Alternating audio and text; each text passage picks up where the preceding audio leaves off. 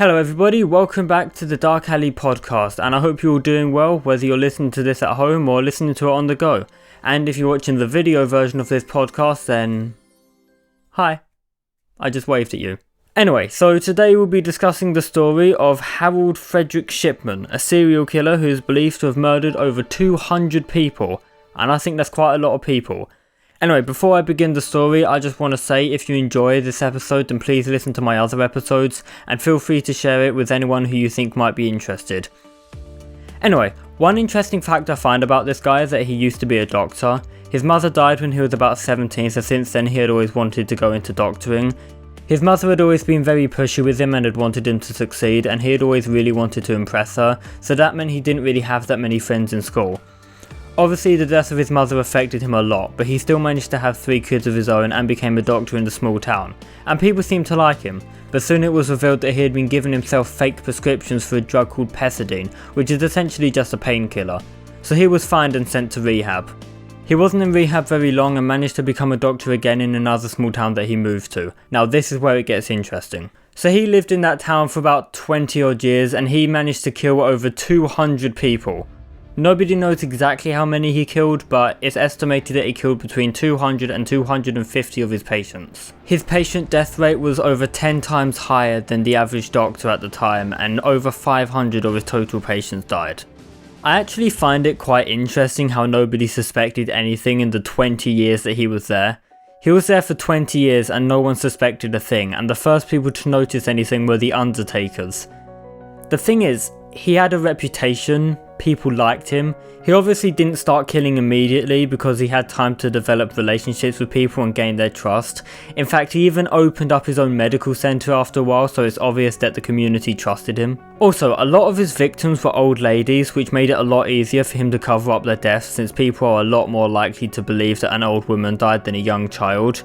It just made it a lot easier for him to make fake reports on their deaths and cover up what he actually did. Now what he did was he would deliberately overdose people with morphine.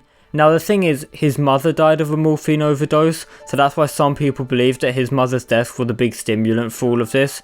Other people believe that it simply gave him a rush, or that he was trying to just get money out of people's wills, which did actually work in one instance. His mother had died of cancer and the doctors had failed to save her, so it is possible that he now wanted other people to feel the way that he had felt when his mother had died. Being a child with not that many friends, his mother's death had obviously meant a lot to him and had obviously affected him a lot in a negative way, and he was bringing out that anger on other people. Anyway, so after he'd been doing this for about 2 decades, the undertakers in the town began to get a bit suspicious since a lot of the bodies they were getting had come from him. There was a police investigation, but it didn't really conclude any real evidence for him killing anyone. That was until the mayoress died.